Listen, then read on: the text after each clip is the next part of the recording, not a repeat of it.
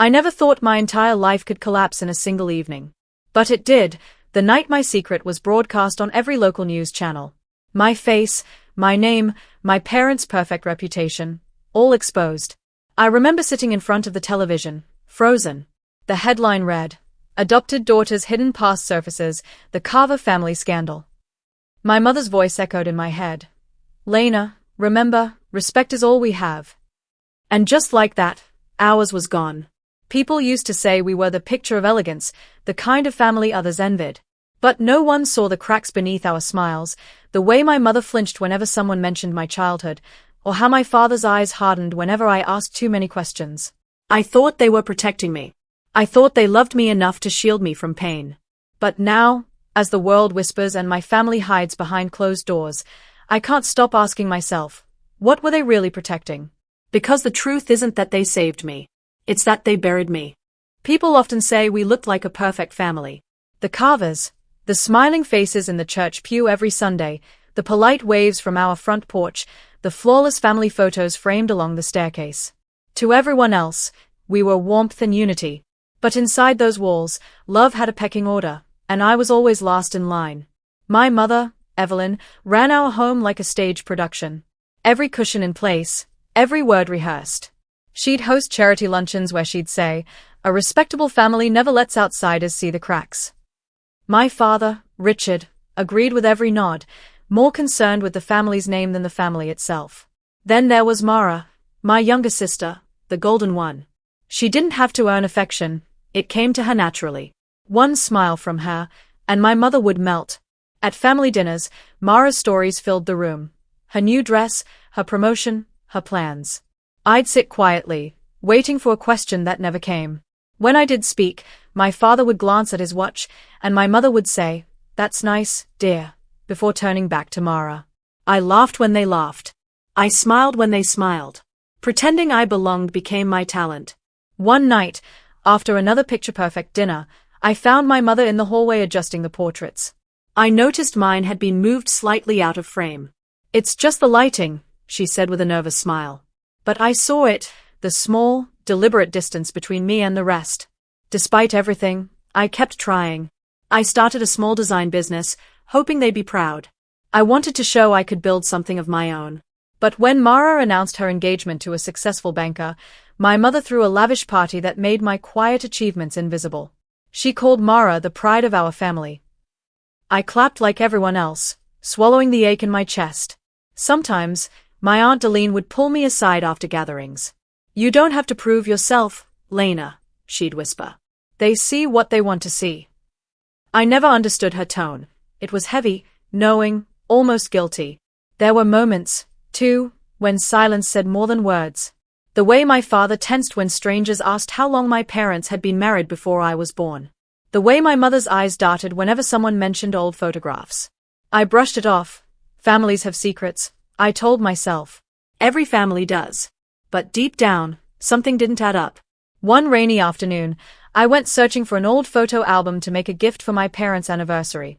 When I opened the box in the attic, the albums were neatly stacked, except one. The one labeled 1998 to 1999 was missing. That was the year I was born. I stared at the empty space on the shelf, my fingers trembling. For the first time in years, I felt something shift, a quiet, gnawing fear whispering that maybe I didn't just feel different. Maybe I was. It all began with a phone call I wasn't supposed to get. I was working late in my studio when an unfamiliar number flashed across my phone. "Hello, is this Lena Carver?" a woman's voice asked. "This is Clara Jennings from the Herald. I'm preparing a story on the Carver family's charitable foundation. I just need to confirm a few details about your early years." Something in her tone made my heart skip. "My early years?" I repeated. "Yes," she said softly. "Specifically, your adoption records." For a moment, I couldn't breathe. "Adoption?" My voice cracked. "You must have the wrong person." But she didn't. She knew my birth date, my middle name, even the small town where I was supposedly born. When I hung up, my hands were shaking so badly I dropped the phone. I drove straight home. The house was glowing with laughter, my parents hosting another dinner for Mara and her fiancé, Evan. Crystal glasses clinked. Soft piano played in the background. It looked like a painting of happiness. Mom, I said, stepping into the dining room, voice trembling. Who is Clara Jennings? Why did she call me about adoption records? The room fell silent. My mother's smile froze. My father set down his glass with a sharp clink. Mara's eyes sparkled with curiosity. Lena, my father said calmly, this isn't the time or place. Then when is the time? I snapped, louder than I meant to. Just tell me what she's talking about. Evelyn stood, her face pale. It's nothing for you to worry about. These reporters dig for gossip. Ignore her. But her voice wavered. And that tremor, that tiny hesitation, told me everything. After the guests left, I pressed again. Am I adopted? My mother's eyes filled with tears she didn't shed. We did it to protect you, she whispered. Protect me from what? She looked toward my father, who said nothing. Just that cold, rehearsed silence that had always filled our home. Over the next few days, I became the family's shadow. Conversations stopped when I entered a room. My sister avoided my calls. My mother pretended nothing had happened. But I could feel the secret tightening around me, like a noose. At church, people stared.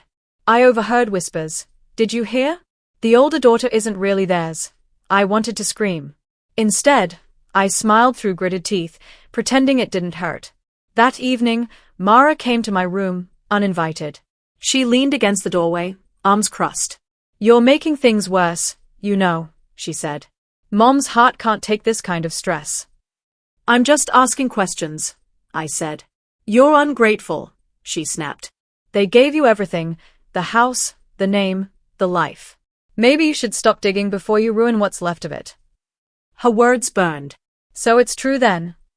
She hesitated, smirking faintly. If it were, wouldn't that explain why you never quite fit in? She left before I could answer, her perfume lingering like poison. That night, I searched the attic again. Every photo, every document, every trace of the year I was born, gone. My entire childhood had been edited like a script someone didn't want me to read. When I confronted my father one last time, his response shattered whatever illusion of love was left. He looked me dead in the eye and said, "Some truths, Lena, are better buried. For everyone's sake." But as I stood there, heart pounding, I realized something. They weren't protecting me. They were protecting themselves. After that night, nothing was the same. My parents pretended the argument never happened, but their silence said everything. Every meal felt like a performance I hadn't rehearsed for. My mother's tone turned polite but icy. My father spoke to me only when necessary. And Mara, she treated me like an unwanted guest. At the next family gathering, the tension spilled into the open.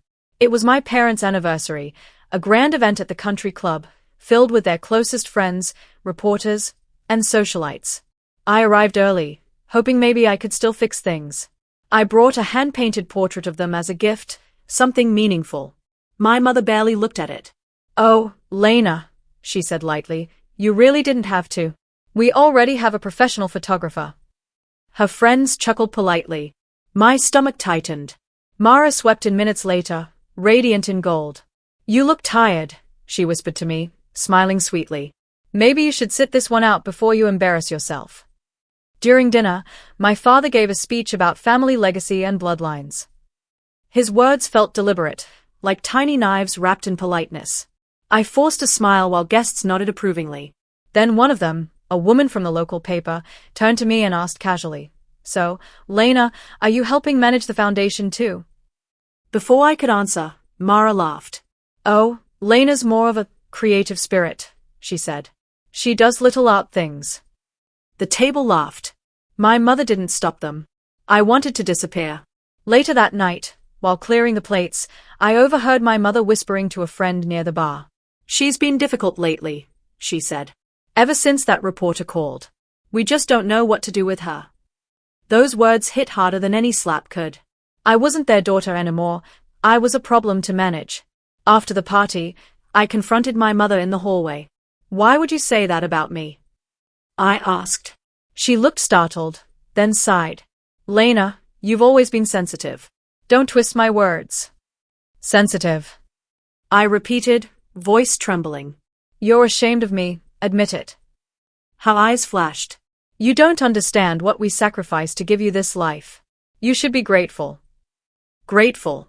That word felt poisonous. Days passed, and the whispers only grew louder.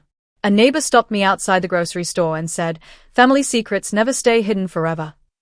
My business started losing clients. People didn't want to be associated with scandal. One morning, I found the newspaper on our doorstep. My sister had circled a small article in red ink. Rumors of adoption shake the Carver family's image. In the margin, she'd written, "Told you not to dig." That was the moment something inside me snapped. I started avoiding the house, working late just to stay away. My Aunt Deline called one evening. Her voice was tense. "Lena, they are not telling you everything. Don't trust what you hear." "What do you mean?" I asked. "Ask your mother about 1998, she said, then hung up. The line went dead, but her words echoed in my mind all night. By the next morning, I couldn't look at my family the same way. Every smile felt rehearsed, every gesture planned. And as I watched my father lock the study door, the same room where he kept all the family documents, I knew one thing for certain. Whatever they were hiding was inside that room. The night of the betrayal came disguised as another family gathering, Mara's engagement celebration. The house glowed with laughter, crystal lights shimmering like everything was perfect. But I could feel the chill beneath the warmth, a strange, heavy silence that lingered just beneath the polite applause. I wore a pale blue dress my mother had once called too simple for family occasions. That night, she didn't even look at me. Her eyes darted everywhere. The guests, the cameras, the perfect daughter beside her. I was invisible, a shadow standing on the edge of their perfect portrait. Halfway through dinner, my father stood and raised his glass. "Tonight," he said proudly, "we not only celebrate Mara and Evan's engagement but also make an important family announcement." I smiled weakly, expecting something kind. But then he said the words that shattered me. "As of next month, the Carver Family Trust and Foundation will officially be under Mara's name. She's proven herself worthy of leading our legacy." The applause was thunderous. My mother beamed. Mara smiled like a queen crowned. No one mentioned me. Not once. I felt the blood drain from my face. I stood there frozen, my fork still in hand, my breath trapped somewhere between disbelief and humiliation. When the guests dispersed for dancing, I found my father near the garden terrace. "You transferred everything to her?" I asked, voice trembling. "Without even telling me?" He didn't look at me. "You've made yourself a liability, Lena. With all this talk and suspicion, we can't risk the family's name being dragged further. So you're punishing me for wanting the truth." "For causing trouble," he corrected coldly. "You were never meant to carry the family's burden. Mara understands discretion, something you clearly lack." My hands shook. "You're cutting me off because of a rumor." His tone turned icy. "Because of who you are, Lena." Those words tore something inside me. I stumbled back into the house, the air thick with perfume and music. People laughed and clinked glasses while my world quietly burned. Mara spotted me, smirking. "Oh, you didn't know," she said sweetly. "Dad told me not to mention it yet."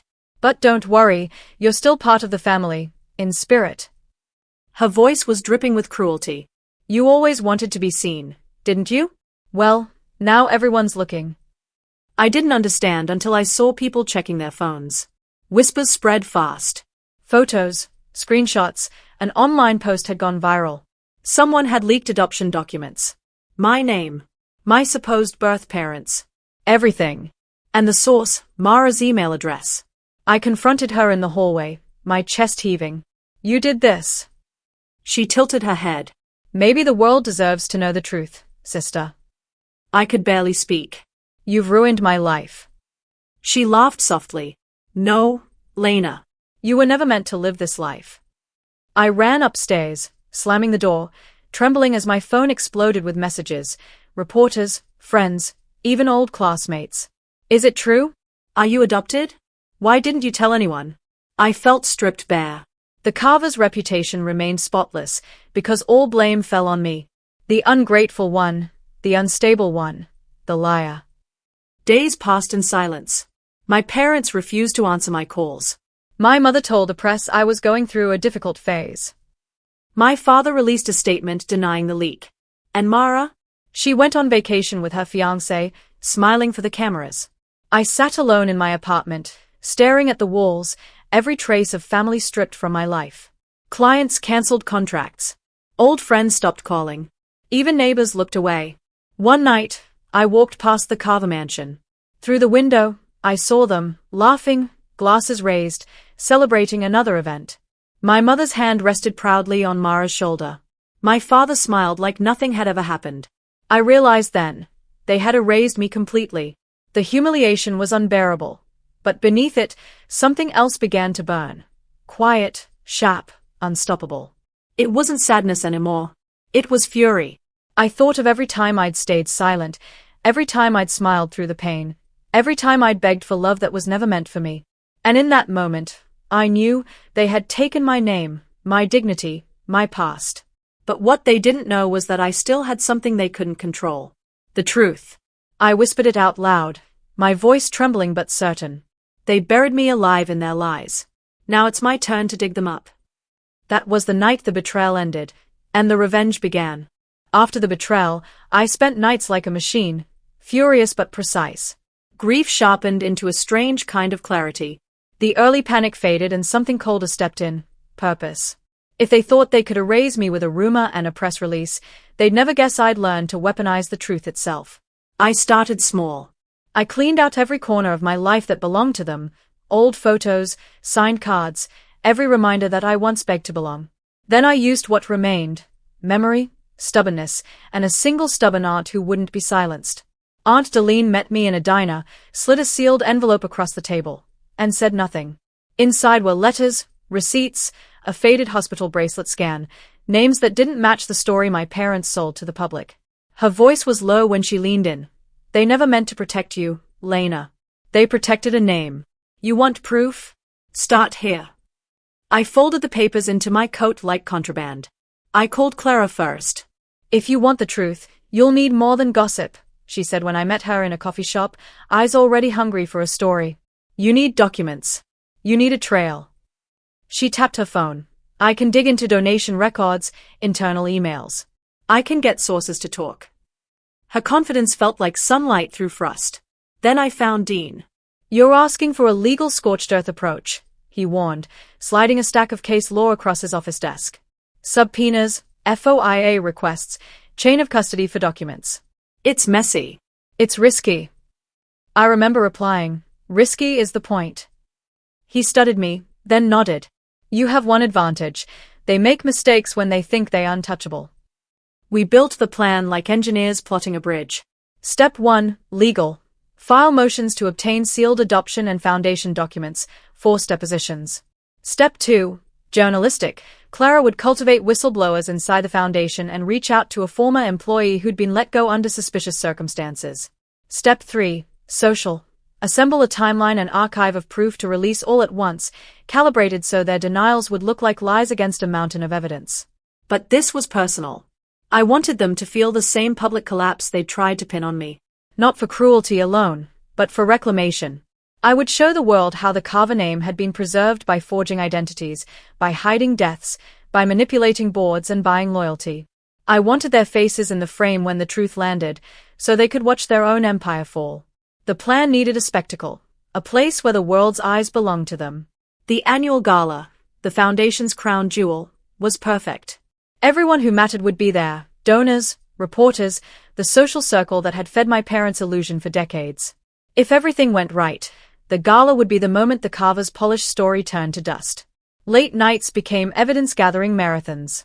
Dean coached me through interviews so I wouldn't flinch. Clara recorded conversations with a former accountant who whispered about embezzled funds and altered ledgers.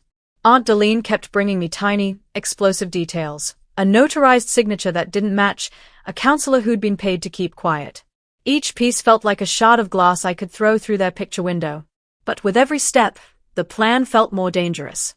Subpoenas could backfire, leak the wrong document, and I'd be accused of tampering. Witnesses could panic. And beneath the legal strategy one still felt the human weight. My hands would shake when I imagined my mother's face when confronted. I was no longer the sheltered daughter they erased. I was the architect of their undoing, and that terrified me. Dean closed his folder and looked at me for a long beat. If we do this, there's no turning back, he said. I met his gaze and felt the old silence break into something fiercer. Then we do it tomorrow night, I whispered. At the gala. The envelope of evidence sat on my kitchen table. The invitations were out. The world would be watching. Now the question hung in the air like a held breath. Would I walk into that ballroom and finally expose them? The night of the gala arrived like a storm pretending to be calm. The ballroom glowed in gold and crystal. Chandeliers dripped light over the sea of expensive gowns and laughter. Cameras flashed. The Carver Foundation Gala was always the event of the year, a celebration of honor, legacy, and family values. This time, it was going to become their undoing. I walked in wearing black, elegant, simple, deliberate. Eyes followed me, whispers already spinning. She showed up. I heard one voice murmur. My mother saw me across the room and stiffened. My father froze mid-conversation, his practiced charm cracking for a fraction of a second. Mara's lips curled into a faint, mocking smile. Dean gave me a small nod from the back of the hall. Clara stood near the stage, camera ready. The USB drive with every document, every proof of their deception, sat hidden in my purse. My heart pounded so hard I could feel it in my fingertips. The evening moved like a performance, speeches, applause, champagne. Finally, my father stepped up to the podium, smiling at the crowd. For over 20 years, he began, the Carver family has stood as a pillar of trust and generosity. That word, trust, broke something open inside me. I rose from my chair, the sound of my heels cutting through the music. Trust, I repeated, loud enough for the room to hush. That's a beautiful word, isn't it, Father? All eyes turned. My mother's hand trembled around her glass. I stepped closer to the stage. May I say a few words? My father tried to maintain control. Lena, this isn't appropriate. It's the perfect time, I interrupted, my voice steady but shaking inside. Everyone here deserves to hear the truth about this family's foundation. The audience stirred. I walked to the stage, took the microphone, and connected the USB to the screen behind me. The first image appeared, the official adoption certificate. My full name. My birth date. The forged signatures. Gasps echoed. My name isn't Lena Carver, I said. At least, it wasn't supposed to be. 27 years ago, the Carvers covered up a tragedy and built their reputation on a lie. My mother's voice broke. Stop this. You don't know what you're saying. Oh, I know exactly what I'm saying. My hands trembled but my voice stayed firm. You took a child from another family, a family that died in a fire you helped cover up to protect your charity's reputation. You paid off hospital staff. You forged records. You replaced your own lost daughter with me. The room erupted. Reporters whispered, phones lifted, cameras clicked.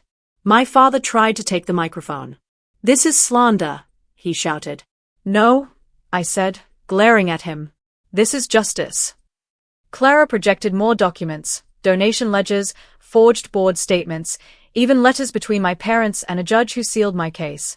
Every page lit up behind us like evidence in a trial.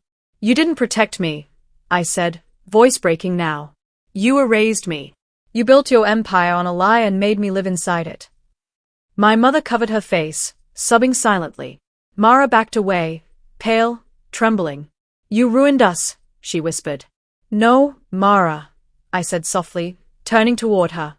You ruined me, and now everyone can see what that cost. For a moment, no one moved. The silence was heavy, absolute. Then flashes exploded, reporters surging forward, shouting questions. My father stumbled back, his composure gone. My mother reached for me, whispering, Lena, please, not like this. I looked at her, tears burning in my eyes. Like this is the only way you ever hear the truth. Security tried to calm the chaos, but the damage was done. The Carver name was unraveling right there under the chandelier light. I stepped down from the stage as guests parted like water, eyes wide, whispers chasing me. At the door, I turned once more to face them. My mother clutching her pearls, my father shouting at reporters, Mara crying in disbelief. I spent my whole life begging to belong to this family, I said quietly. Now, I'm free from it.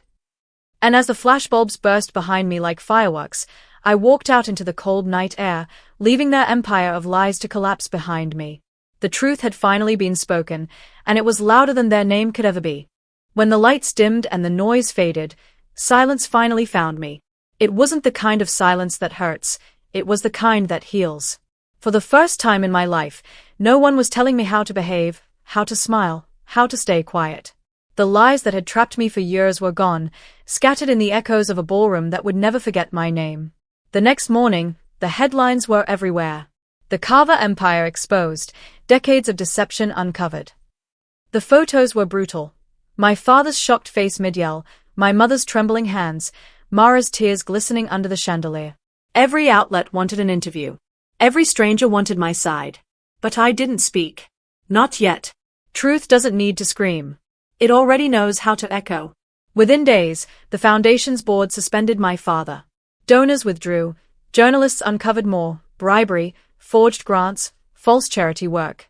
Their world crumbled in public view. My mother disappeared from social life, refusing to leave the house. Mara's engagement was called off. Her fiancé didn't want to be part of a scandal. And me? I went back to the small things. Morning coffee. Painting again. The sound of rain without fear of the next secret falling. It felt strange, peaceful, but foreign. Like I was learning how to exist without permission. One afternoon, Aunt Deline came by, standing in my doorway with tearful eyes. You did what no one else could, she said softly. You made them face what they ran from.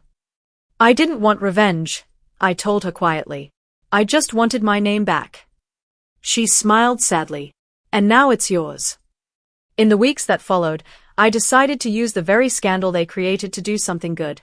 I launched a small organization to help adults who'd grown up under false identities, people like me, lost in the shadows of someone else's story. Clara joined as a partner, and Dean offered pro bono legal help. What began as vengeance turned into something cleaner, purpose. Sometimes, I'd still see my mother at the market, hiding behind her sunglasses. She never approached me, never spoke. But once, she left a folded note in my mailbox. It read, "We thought we were saving you. We didn't realize you'd be the one to save us." I stared at that line for a long time before quietly burning it. Some apologies arrived too late to matter. Yet I didn't feel anger anymore, only distance, the kind that comes from finally stepping out of the cage and seeing the world without bars. One evening, Clara asked me during an interview, if you could say one thing to your parents right now, what would it be? I thought for a moment and said, respect built on lies isn't respect, it's fear pretending to be love. The audience fell silent. And in that quiet, I realized I had finally said what I'd been trying to all my life. I walked away from everything, the family name, the mansion, the false pride, but I walked with something far more valuable. My truth. My dignity. My peace. Because sometimes, losing everything you were told mattered is the only way to find who you really are. And in the end, justice isn't about destroying others. It's about rebuilding yourself, brick by honest brick, until you no longer need their approval to stand tall.